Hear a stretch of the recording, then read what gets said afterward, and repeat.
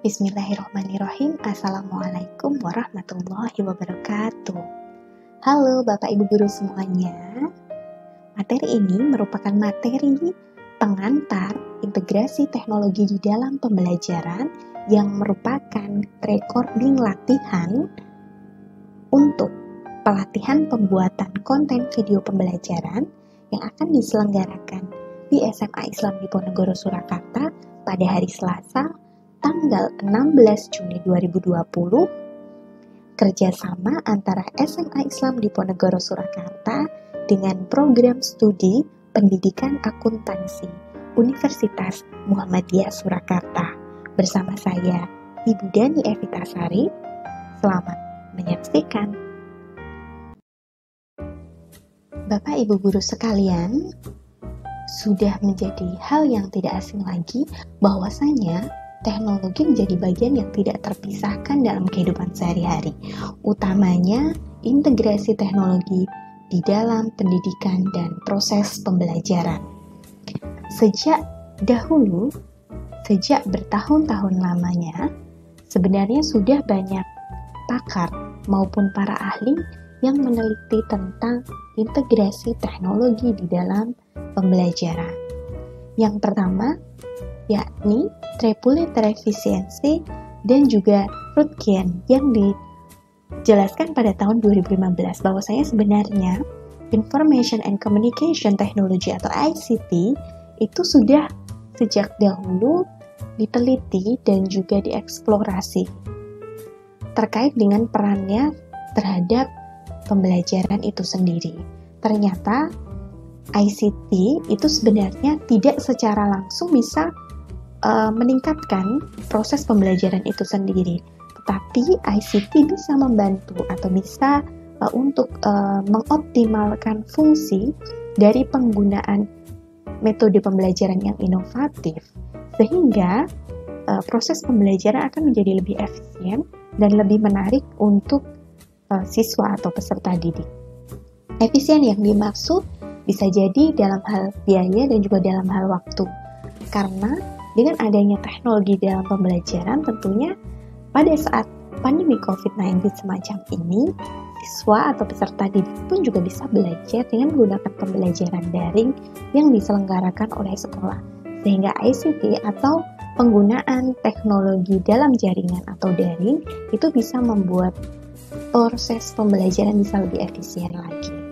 Kemudian yang kedua, disampaikan oleh pakar mobile learning yakni Kukulska, Hulme, dan Drexler pada tahun 2005 bahwasanya sebenarnya pengimplementasian teknologi itu menjadi support system ya untuk mencapai tujuan pembelajaran yang strategis seperti untuk mencapai peningkatan hasil pembelajaran, kemudian untuk mensupport atau mendukung kebutuhan dalam pembelajaran dan juga mencapai siswa-siswa atau peserta didik yang sebenarnya tidak memiliki kesempatan untuk berpartisipasi di dalam pembelajaran. Contohnya adalah bagi peserta didik yang sebenarnya dia tidak bisa belajar di dalam pendidikan formal di sekolah, tetapi dengan teknologi dia bisa belajar dengan menggunakan jaringan internet yang dimilikinya, sehingga tanpa berada di kelas pun dia juga sudah bisa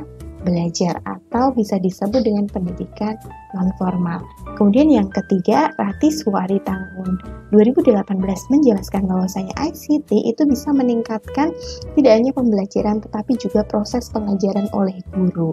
Karena apa? Karena dia penting perannya kepada para guru dalam hal untuk meningkatkan performa atau kinerjanya sebagai creator atau pencipta lingkungan pedagogi.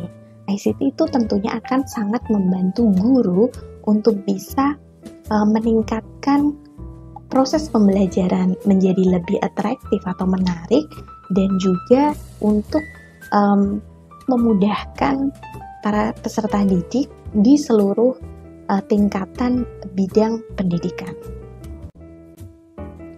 Kemudian kita bisa melihat bahwasanya integrasi teknologi dalam pembelajaran itu ada historical overview-nya.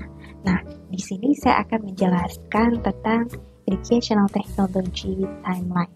Ya, timeline di dalam perkembangan teknologi dalam pendidikan itu dimulai pada tahun 1980, kemudian pada era 90-an, 2000-an, dan 2010-an ke atas.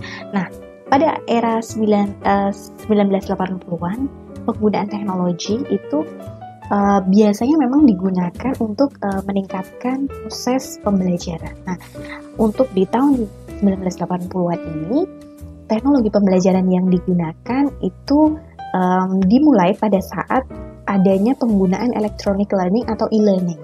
Nah, ini sudah biasa atau sudah familiar digunakan pada era akhir 1980 dan 1990. Ini disampaikan oleh Crompton tahun 2019.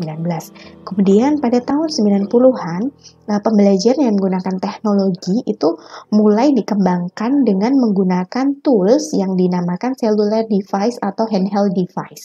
Jadi alat komunikasi yang digenggam tangan yang bisa digunakan untuk sebagai tools di dalam pembelajaran. Di sini contohnya adalah seperti yang saat itu baru marak-maraknya tahun 90-an itu adalah cellphone atau ponsel gitu ya. Jadi belum smartphone. Kemudian iPods, PDA dan juga PlayStation Portable. Bahkan PlayStation Portable ternyata pada tahun 90-an adalah menjadi salah satu alat atau media dalam pembelajaran. Ini disampaikan oleh Crompton tahun 2019.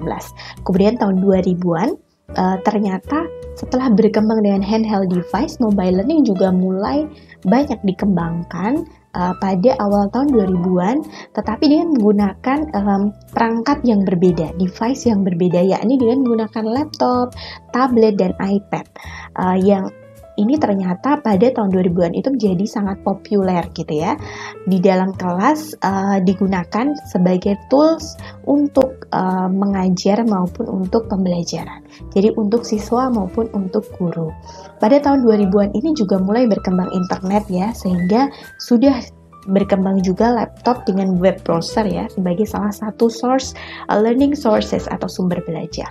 Kemudian pada tahun 2000-an sampai sekarang learning menjadi sangat atraktif sekali ya, karena adanya integrasi teknologi berupa sosial media menggunakan Facebook, Twitter, dan lain sebagainya.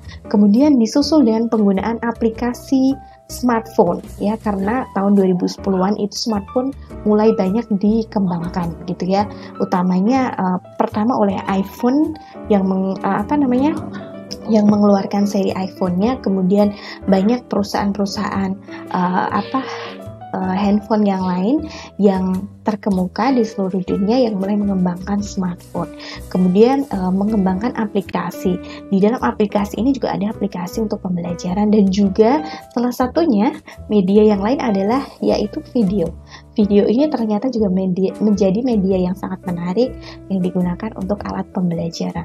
Ini disampaikan oleh Clayton Murphy tahun 2016 dan David et al. Tahun 2013.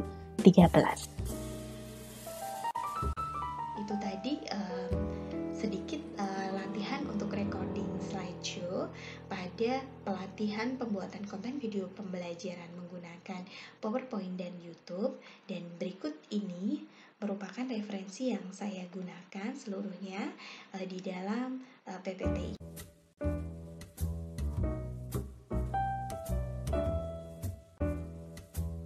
Ini adalah akhir dari bagian latihan untuk recording slideshow PPT materi pengantar pelatihan ini. Saya ucapkan terima kasih kepada Bapak Ibu Guru yang sudah mengikuti pelatihan dengan baik dari awal sampai akhir, dan juga bisa diimplementasikan di dalam